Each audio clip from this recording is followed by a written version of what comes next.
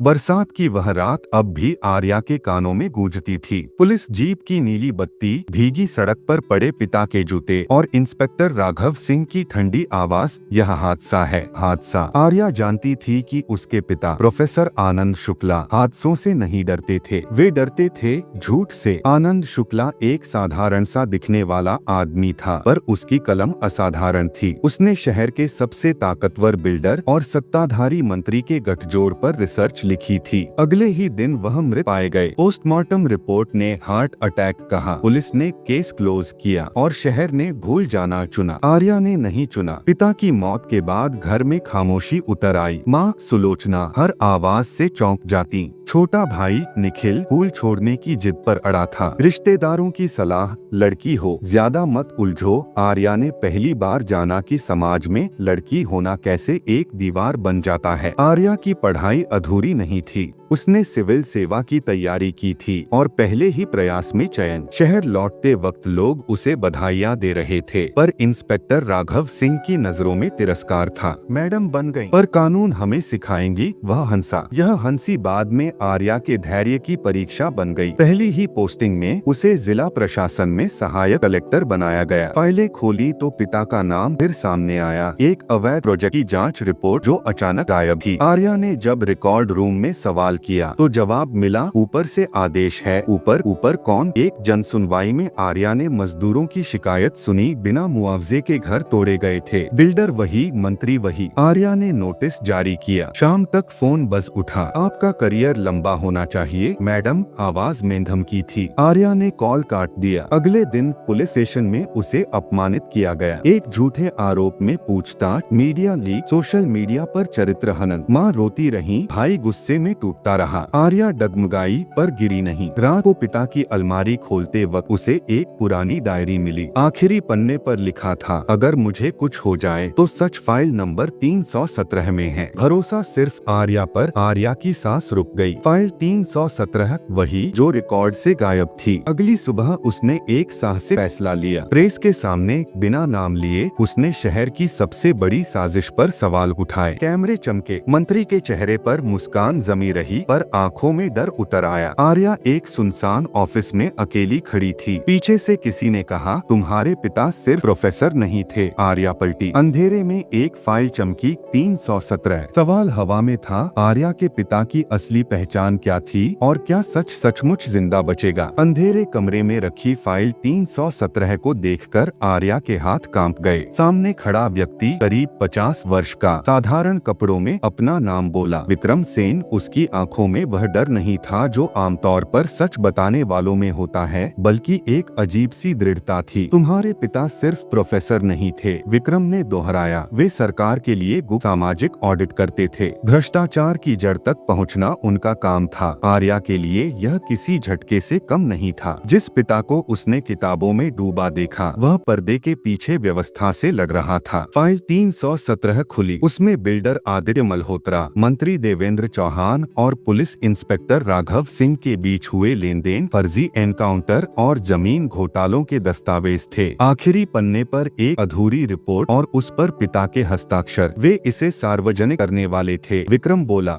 इसलिए उन्हें चुप करा दिया गया। आर्या की आंखों में आंसू नहीं थे, सिर्फ आग थी। अगले दिन जिला कार्यालय में माहौल बदला था। मंत्री का दौरा घोषित हुआ। आर्या को साफ आदेश मिला, कोई सवाल नहीं, कोई नोटिस नहीं। उसने पहली बार खुलकर अवज्ञा की। जन सुनवाई में उसने घोटाले से प्रभावित परिवारों को मंच दिया। कैमरे फिर चमके। मंत्री देवेंद्र चौहान मुस्कुराते हुए बोले, ये नई अफसर हैं, अनुभव की कमी है। आर्या ने शांत स्वर में जवाब दिया, कानून अनुभव नहीं, सबूत देखता है। इसी बीच इंस्पेक्टर राघव सिंह ने अपना खेल शुरू किया। आर्या के भाई निखिल को एक झूठे केस में उठा लिया गया। Hit and run. मां बदहवास हो गई। यह सीधा संदेश था। आर्या रात में थाने पहुंची। वर्दी और रुतबे का दुरुपयोग साफ दिख रहा था। केस की फाइल दिखाइए, उसने कहा। राघव हंसा, यह पुलिस का मामला है मैडम। आर्या ने पहली बार अपना असली चेहरा दिखाया। मैं सिर्फ सहायक कलेक्टर नहीं हूँ। उसने ID कार्ड टेबल पर रखा। मैं मैं केंद्रीय सतर्कता आयोग की विशेष जांच अधिकारी हूँ। यह नियुक्ति मेरे पिता की मौत से पहले जारी हुई थी। गुप्त रूप से थाने में सन्नाटा छा गया। राघव का चेहरा पीला पड़ गया। यह आर्या की असली पहचान थी, जिसे उसने अब तक छिपाए रखा था। निखिल को छोड़ा गया, लेकिन लड़ाई खत्म नहीं हुई। उसी रात आर्या के घर पर हमला हुआ। फाइल 317 चुराने की कोशिश। विक्रम घायल हो गया, पर फाइल बच गई। माँ ने पहली बार आर्या का हाथ पकड़ा। तुम्हारे पिता को खोया है, तुम्हें नहीं खो सकती। आर्या ने जवाब दिया, अगर मैं रुकी तो और बेटियां अपने पिता खोएंगी। मंत्री देवेंद्र चौहान एक गुप्त बैठक में कहता है, अब यह लड़की नहीं खतरा है, इसे हटाना होगा, कानूनी तरीके से नहीं। दूसरी तरफ आर्या एक नई फाइल खोलती है, ऑपरेशन शुक्ला फेज 1। कैमरा उसकी आंखों पर ठहरता है, जहां डर नहीं सिर्फ संकल्प है। क्या सत्ता आर्या को कुचल पाएगी, या पहली बार सच सत्ता की नींद हिला देगा? सुबह की धूप जिला कार्यालय की खिड़कियों से छनकर अंदर आ रही थी, लेकिन माहौल में उजाला नहीं था। आर्या की टेबल पर ऑपरेशन शुक्ला फेज 1 की फाइल खुली थी। हर पन्ना उसके पिता की आवाज बनकर उससे बात कर रहा था। जल्दबाजी मत करना, जैसे आनंद शुक्ला कह रहे हों। सच को समय दो, वह खुद रास्ता बना लेता है। आर्या ने टीम बनाई चुपचाप। लेखा विभाग की ईमानदार अधिकारी मीरा, युवा IT अफसर कबीर और एक रिटायर्ड जज जो उसके पिता के पुराने मित्र थे। सबको एक ही बात साफ थी, यह लड़ाई कानून के भीतर रहकर ही जीती जानी थी। उधर मंत्री देवेंद्र चौहान ने पलटवार शुरू कर दिया। आर्या के खिलाफ जांच बैठा दी गई। आचार संहिता उल्लंघन और राजनीतिक पक्षपात के आरोप। मीडिया में खबरें चली,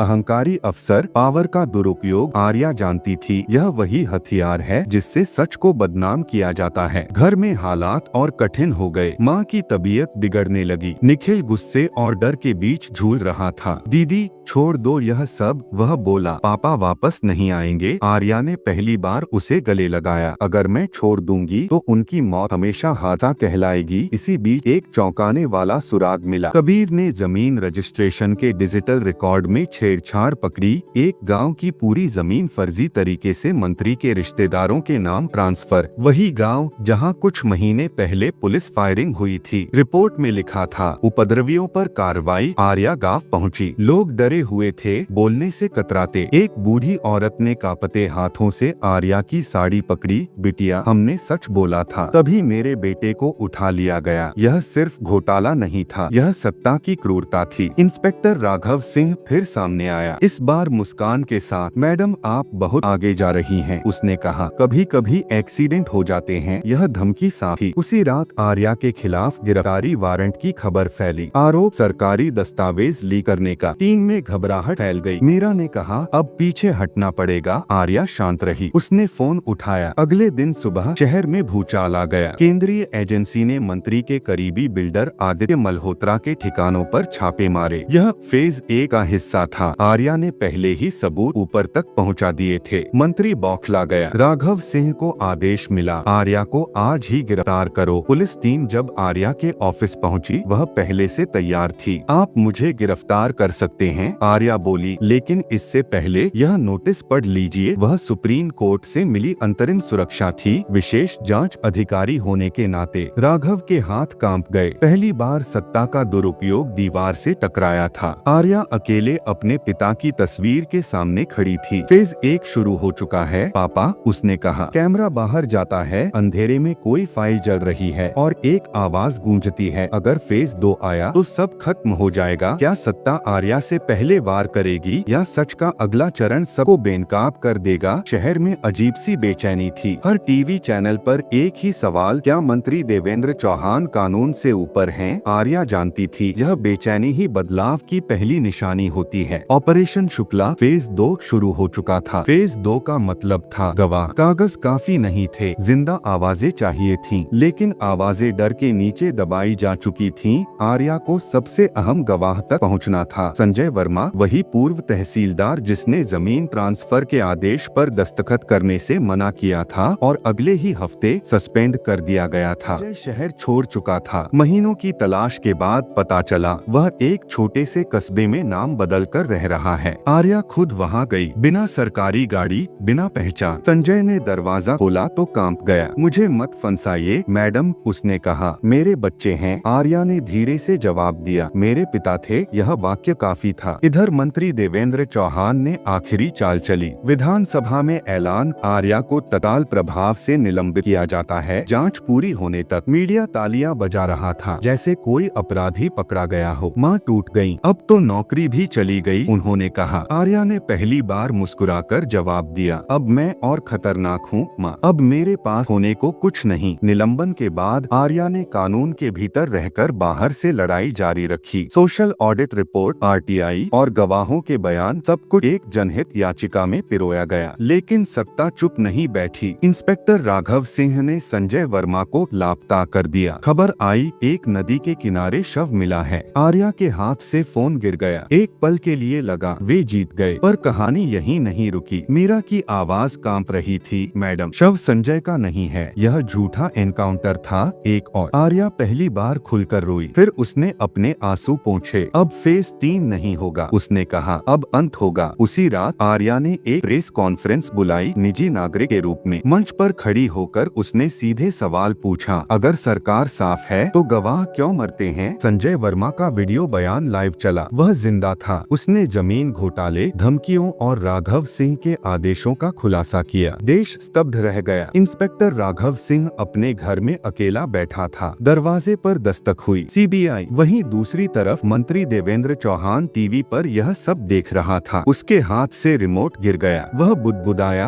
अब भी एक राज है आर्या, जो तुम्हें तोड़ देगा। कैमरा कट करता है आनंद शुक्ला की डायरी के एक छुपे पन्ने पर, जहाँ लिखा है, आर्या को कभी मत बताना कि उसकी माँ। वाक्य अधूरा है। क्या आर्या का सबसे बड़ा सच अभी बाकी है? आनंद शुक्ला की डायरी का अधूरा वाक्य आर्या की नींद छीन चुका था। आर्या को कभी मत बताना कि उसकी माँ। आगे क्या था सच, जो सत्ता से भी ज्यादा डरावना लग रहा था? उधर शहर में भूचाल आ चुका था। इंस्पेक्टर राघव सिंह सीबीआई हिरासत में था। उसके कबूलनामे ने पुलिस तंत्र के उस काले चेहरे को उजागर कर दिया, जहां वर्दी न्याय की नहीं, सत्ता की रक्षक बन चुकी थी। बिल्डर आदित्य मल्होत्रा फरार था और मंत्री देवेंद्र चौहान के खिलाफ महाभियोग की तैयारी शुरू हो गई थी। पर आर्या जानती थी, यह लड़ाई अभी खत्म नहीं हुई। वह माँ के कमरे में गई। सुलोचना खिड़की के पास बैठी थी, आंखें सूनी। माँ, आर्या ने पहली बार कांपती आवाज में पूछा, पापा की डायरी में मेरे बारे में कुछ लिखा है? सुलोचना की आंखें बंद हो गईं। वर्षों से दबा सच अब सांस मांग रहा था। आर्या,